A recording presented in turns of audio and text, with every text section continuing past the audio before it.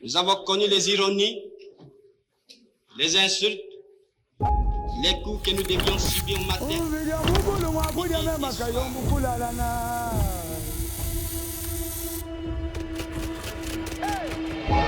L'histoire glorieuse de notre lutte pour la liberté.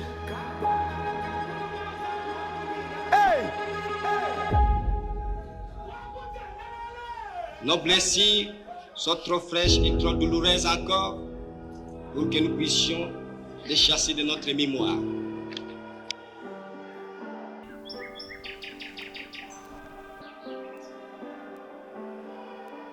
Je m'appelle Chimangaka Dima Eric.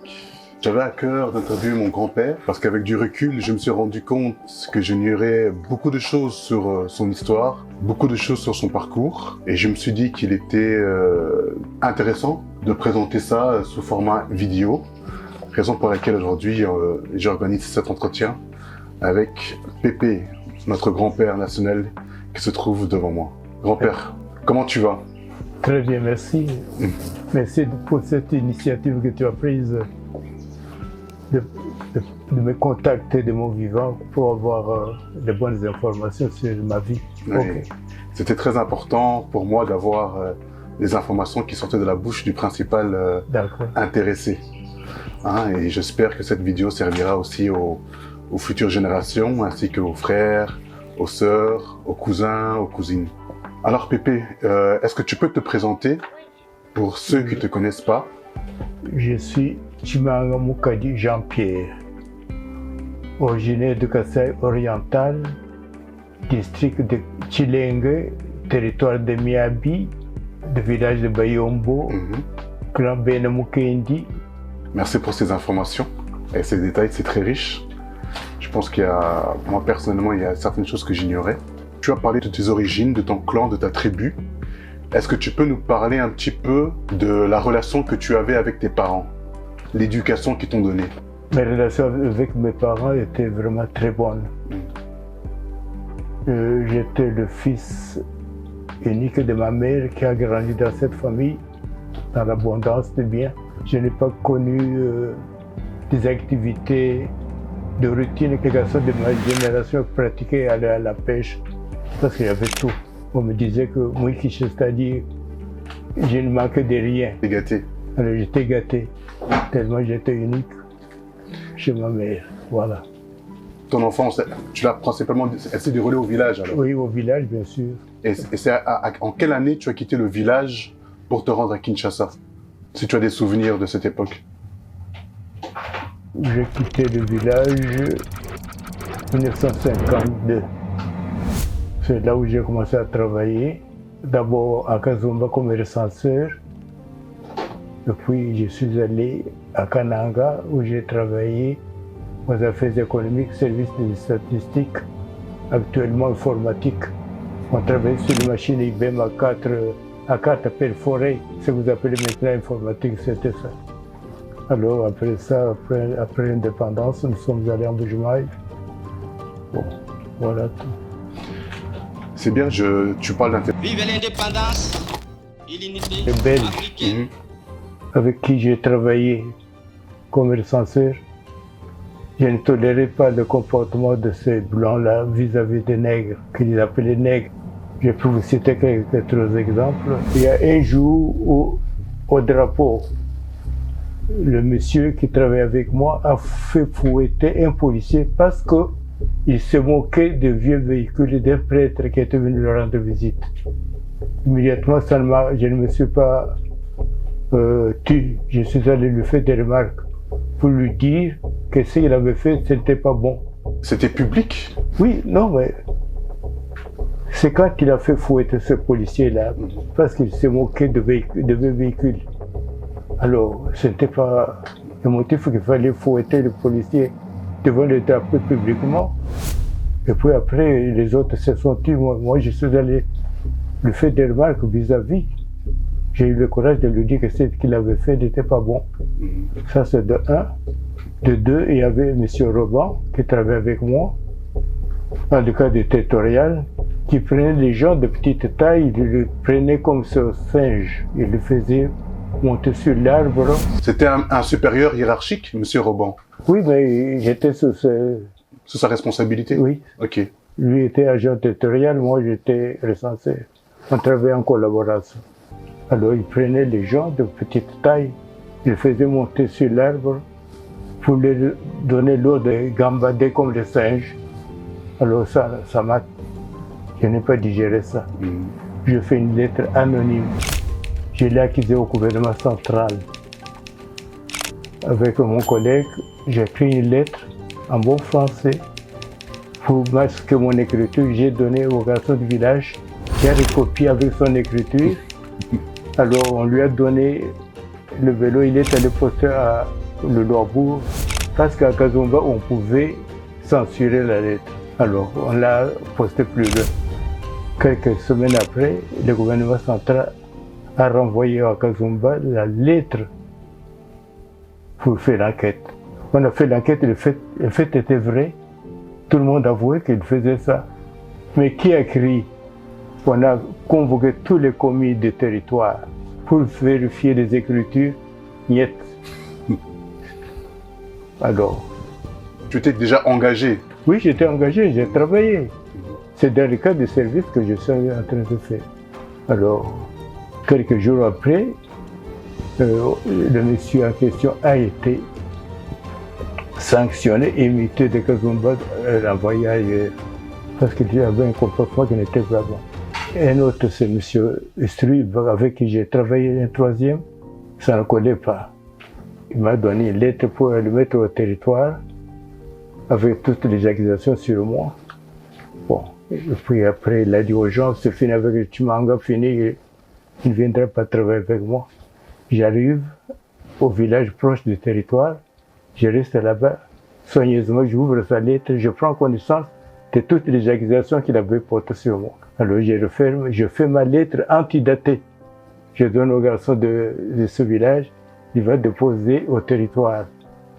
Donc on a lu ma lettre bien avant la sienne. Alors, 2 jours après, je me suis présenté avec sa lettre. Monsieur l'administrateur me pose la question, qu'est-ce qu'il y a? Il dit, mais je t'avais déjà bien écrit que moi, avec ce monsieur Struve, ça ne va pas. Je t'avais déjà écrit. T'as été rusé. Alors, il m'a renvoyé, elle a dit aller travailler avec lui. Mais quand monsieur m'a vu et revenu travailler avec lui, il était devenu très rouge. Ah, j'imagine. Et moi, j'étais dans une position de force. Ouais. Alors, donc, oui, j'étais considéré révolutionnaire. À tel point que quand j'ai quitté Kazumba pour aller à Loabourg, on a mis de mauvaises notes dans mon dossier. Comme quoi je pouvais rester dans mon village d'origine, pas résider dans un centre urbain. Ouais. Heureusement, à Kananga, j'ai trouvé un travail dans l'administration. On n'a pas considéré cette note-là. J'étais recensé, je continuais à travailler. Très bien. Sinon, j'étais un élément révolutionnaire qui pouvait rester dans mon village. Dans ton village caché. Caché, oui. Pour pas nuire. Oui, oui. Donc, c'était ça. Donc, en bref, j'étais beaucoup plus révolutionnaire. Je ne tolérais pas le comportement de... Je comprends. Donc, globalement, les relations étaient mauvaises. Oui, étaient mauvaises. Enfin, par rapport à moi. Oui, moi, je ne tolérais pas leur comportement. Prendre un Congolais, le considérer comme le singe, je le fais remonter d'arbre, qu'il gambade comme un singe. C'est inadmissible. C'est impossible pour moi. Je ne pouvais pas tolérer. On va parler un peu d'histoire, parce qu'on est sur l'indépendance. Le 30 juin 1960 vient l'indépendance. Est-ce que les rapports que tu as avec les colons se sont améliorés suite à cette indépendance dans les premières années? Est-ce que les rapports étaient mieux? Au niveau professionnel, tu as senti une différence? C'est difficile parce qu'après l'indépendance, tous les Blancs étaient partis. Hein. Moi, je pourrais peut-être parler d'avant-indépendance. Si vous voulez bien, je dois vous relater certaines situations d'avant-indépendance. Les Blancs, avant l'indépendance, à Kananga, où il n'y avait que 2 grandes tribus qui habitaient. Le Loa, qui est originaire de cette province, et les frères Balouba, qui étaient avec eux, éparpillés dans toute l'étendue du territoire. Alors, quand on a demandé l'indépendance, à la veille de l'indépendance, les Blancs ont inculqué l'esprit de haine chez les Lolois. Leur dire que les Balouba sont majoritairement intellectuels. Si vous recevez l'indépendance, vous n'aurez pas de bons postes. Ce sont eux qui sont intellectuels qui vont occuper tous les grands postes. Il faut les chasser. C'était leur manière à eux déjà de s'aimer la zizanie. Oui, exactement, c'est exactement. Ils ont créé. Alors, on a décrété le couvre-feu pendant que nous, on était bloqués dans les maisons et tenaient des réunions secrètes avec les Lolois, distribuer les armes, faire des choses comme ça. Alors, un jour, ils ont tenu une réunion à Matamba, à une distance de Lolobourg. On a fait des rapports, on a fait le plan de guerre, comment il faut attaquer les Balouba, tout ça. Alors, ils sont venus avec ces rapports manuscrits. On a donné à M. Badibang et Tarsis pour dactylographie. Parce qu'il n'y a que nous qui étions vraiment les bureaucrates qui servions dactylographie des lettres. Donc on lui a donné tous les brouillons de la lettre pour dactylographie, mais sous la surveillance d'un blanc qui est à côté. Immédiatement quand il dactylographie, il mettait le brouillon et les textes mis en propre au blanc pour qu'il n'y ait pas de fuite. Mais Badibang est très malin. Il utilisait le papier carbone une fois seulement. Après, il changeait le carbone après d'autres. Oui. Alors, il avait le carbone qui gardait toujours les premiers textes. Il avait les archives de... Oui, oui. Alors, c'était fini, il a remis le brouillon et tout ce qu'il avait dactylographié, mais lui a gardé le carbone. Il est allé à l'imprimerie. On a reproduit tous les textes qui ont été publiés par le Balouba dans les journaux avant que le blanc. J'étais surpris de savoir comment on a dactylographié à ma présence. On m'a remis tous les textes, même le brouillon. Mais d'où vient cette fuite? Alors, il était très intelligent d'utiliser le carbone vierge à chaque moment. Donc, très intéressant. C'était ça. On a déclenché la guerre contre Balouba. C'était vraiment une exode terrible. La guerre a été intensifiée quand les Balouba ont tué un de leurs rares intellectuels, Kambala, qui était bourgmestre de la commune de Chimbi. Alors là, la guerre était devenue vraiment très, a été intensifiée. Bon. Alors maintenant, tous les Balouba se trouvaient dans la sécurité. C'est alors que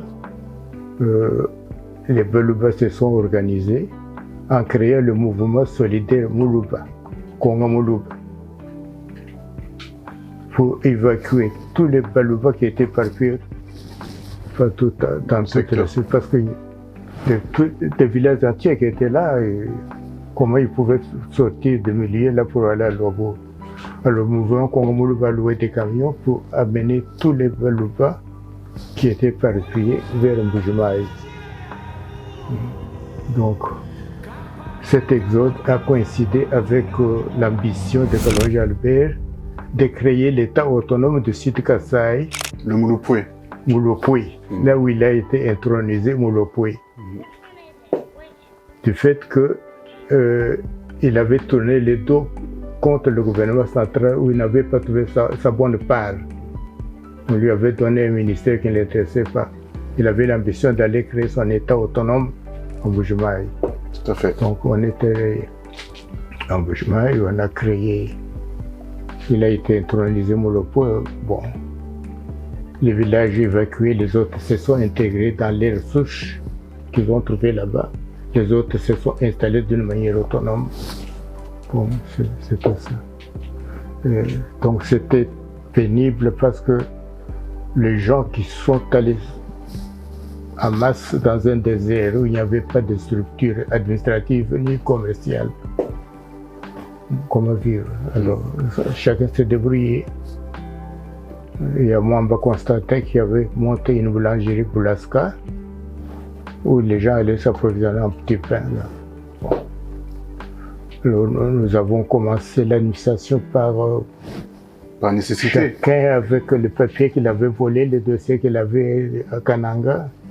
Chacun avec sa petite machine à écrire, jusqu'à ce que Kalonji a commandé tout le matériel du bureau qui était Plus performant. Qui a permis l'administration de monter. Très bien.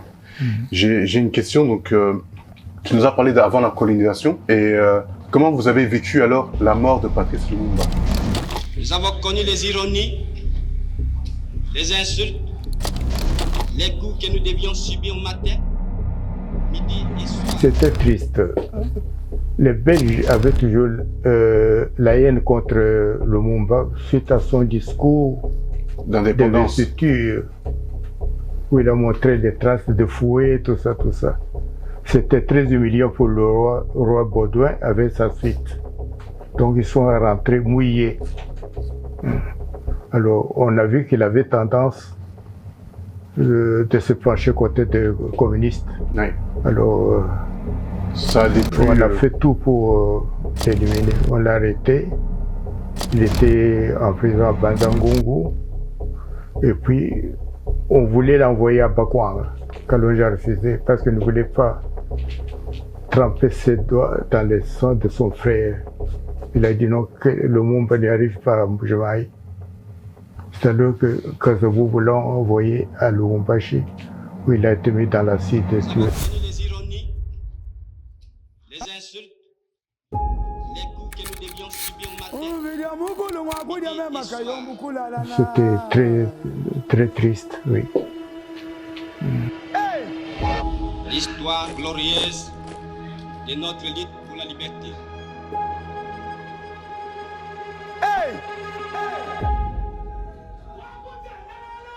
Nos blessures sont trop fraîches et trop douloureuses encore pour que nous puissions les chasser de notre mémoire.